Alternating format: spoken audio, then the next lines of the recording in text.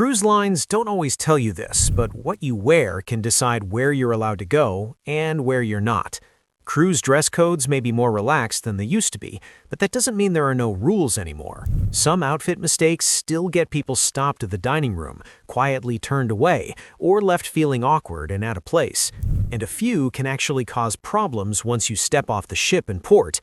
So if you want to avoid those uncomfortable moments and cruise with confidence, stick around. Today, I'm breaking down 15 cruise dress code mistakes you'll regret making and how to avoid them before your vacation even begins. So let's get... Number 1. Wearing camouflage in cruise ports. One of the fastest ways to get yourself into trouble on a cruise has nothing to do with the ship itself. It happens the moment you step off in port. Wearing camouflage in certain Caribbean destinations is a serious mistake. In several Caribbean countries, camouflage clothing is restricted by law and reserved only for military or law enforcement personnel. This rule applies to everyone, including tourists, and not just local residents. What catches many cruisers off guard is that this isn't a cruise line policy, it's national law. That means local authorities, not ship staff, enforce it. If you show up in camo shorts, pants, hats, or even backpacks, you can be stopped at the port, denied entry into the country, fined, or told to return straight back to the ship. It's awkward, stressful, and completely avoidable. The tricky part is that camouflage is often marketed as casual vacation wear, so people pack it without thinking twice. The smart approach is simple. If you love camo, save it for sea days while you're on board. When heading into port, choose neutral, everyday clothing instead. Blending in keeps your day smooth, stress-free, and focused on enjoying the destination, not dealing with Number 2. Ignoring theme nights completely. Most cruises include at least a few themed evenings, such as White Night, 70s or decade parties, and tropical or Caribbean deck nights. While dressing up is technically optional, these events often become some of the most social and lively moments of the cruise. The problem isn't that anyone will call you out for not participating, it's that you may quietly feel out of place. When a large portion of the ship leans into the theme, showing up in a random, everyday outfit can make you feel disconnected from the energy, photos, and group activities happening around you. The smart move is to plan ahead without overthinking it. You don't need a full costume or anything flashy.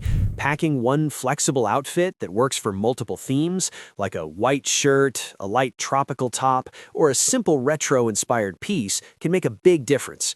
That one small effort helps you feel included, relaxed, and more comfortable joining in on the fun. Number 3. Getting shorts versus jeans wrong at dinner. One of the most confusing dress code mistakes on a cruise happens at dinner, especially in the main dining room. Some cruise lines still restrict shorts in the MDR during the evening, particularly on gala, elegant, or formal style nights. Even if the rule isn't enforced every night, enforcement can vary by ship, itinerary, or even the specific crew on duty. That's why some guests walk right in wearing shorts, while others are quietly asked to change. Royal Caribbean is generally more relaxed, but that flexibility isn't guaranteed across all sailings. Other cruise lines tend to follow their written policies more closely, especially in the main dining room and specialty restaurants. Jeans, on the other hand, are now widely accepted on most cruise lines, but only if they look appropriate. Clean, dark-wash jeans without rips, holes, or heavy distressing usually meet the dress code with no issues. The simple rule keeps things stress-free. Wear shorts during the day, switch to jeans or chinos for dinner, and when in doubt, especially for formal nights or specialty dining, long pants are always the safest choice. Number 4. Wearing offensive or political graphic shirts. One dress code mistake that can quickly create uncomfortable situations on a cruise is wearing graphic shirts with offensive language or political messages. A cruise ship is a shared space with thousands of passengers from different cultures, beliefs, and age groups, including families and children. What may feel like personal expression to one person can easily offend or upset someone else in such a close environment. Beyond social discomfort, this type of clothing can also create tension in public areas like dining rooms, elevators, pools, and shore excursions. Crew members are trained to maintain a calm and welcoming atmosphere, and many cruise lines have clear policies allowing them to ask guests to change if their clothing is considered inappropriate. In some destinations, especially outside the ship, certain symbols or messages may even be restricted by local rules or customs, creating unnecessary problems during port visits. The easiest way to avoid all of this is to follow a simple cruise rule of thumb. Vacation clothing should be neutral and respectful. A cruise is about relaxing and enjoying the experience, not starting debates or drawing unwanted attention. Choosing neutral outfits keeps your trip peaceful and drama-free. Number 5. Showing up to dinner in swimwear. While swimsuits are perfectly fine around the pool deck during the day, they are not allowed in the main dining room or specialty restaurants in the evening. This rule is consistently enforced across most cruise lines, even the more casual ones. A common misunderstanding is assuming that a cover-up counts as proper dinner clothing. Thin sarongs, mesh dresses, or quick throw-on wraps do not qualify as evening attire. Dining venues expect actual clothing, such as shirts, dresses, pants, or appropriate footwear. Along with swimwear, bare feet and tank tops are also typically prohibited at dinner, especially in indoor restaurants. This often catches first-time cruisers off guard, leading to awkward moments at the entrance or being asked to return to their cabin and change. The one exception to this rule is breakfast. Morning dining venues are usually much more relaxed, and shorts, casual tops, and flip-flops are generally accepted. To avoid stress later, always change fully out of swimwear before heading to dinner. Number 6. Forgetting a just-in-case dinner outfit. One surprisingly common cruise mistake is not packing a single just-in-case dinner outfit. Even on cruise lines known for being casual, there are still situations where a slightly stricter dress code applies. Many specialty restaurants require collared shirts and long pants, regardless of how relaxed the rest of the ship feels during the day. This catches cruisers off guard because daytime attire sets a very casual tone. Shorts, t-shirts, and sandals are fine for most of the ship, so it's easy to assume that same outfit will work everywhere. Then dinner rolls around, you make a reservation, and suddenly you're told your outfit doesn't meet the requirements. At that point, your options are limited. Go back to your cabin and change, miss your reservation, or feel rushed and frustrated. The good news is this mistake is easy to avoid. You don't need a full formal outfit. One safe combination, such as a collared polo or button-down shirt and a pair of long pants or nice jeans, covers nearly every situation. Packing one reliable dinner outfit ensures you can eat anywhere on the ship without stress, last-minute wardrobe changes, or awkward conversations at the restaurant entrance. Number 7. Wearing hats or flip-flops to evening dining. Another easy mistake cruisers make is wearing hats or flip-flops to evening dining venues. Many cruise lines list both as not allowed in the main dining room or specialty restaurants at night.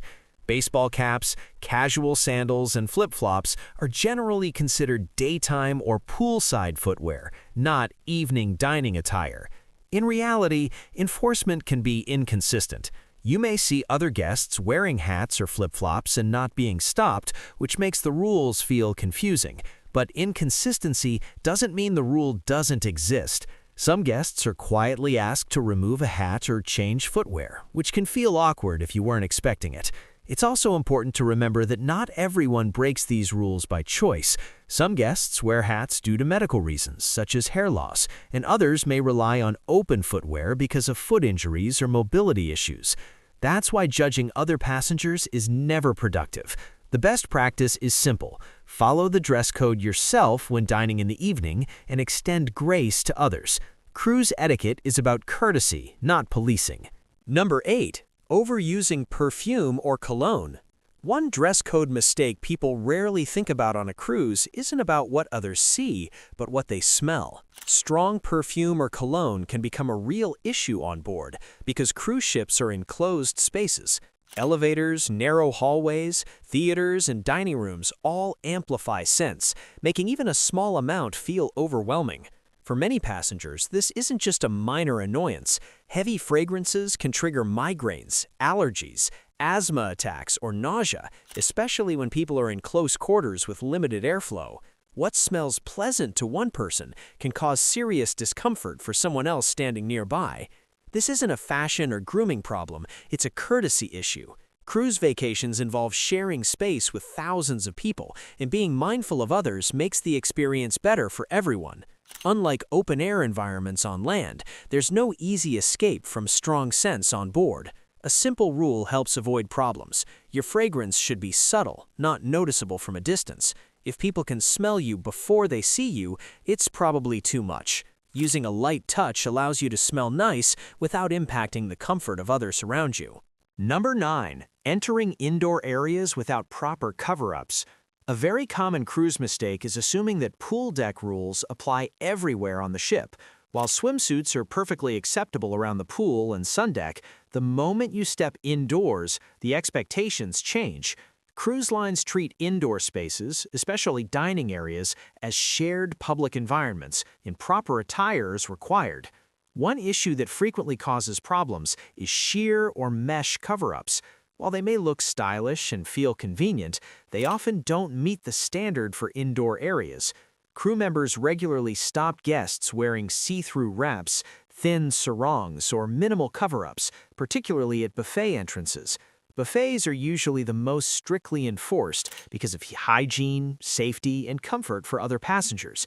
This situation can lead to awkward moments, especially when guests are asked to leave, dry off, and change before returning. It's not about modesty, it's about maintaining basic standards in shared spaces where food is served and people are seated closely together. The smart move is simple and stress-free.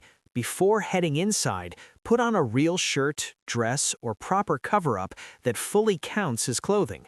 Taking that extra minute saves embarrassment and keeps your cruise experience smooth and comfortable. Number 10. Wearing uncomfortable or brand new shoes.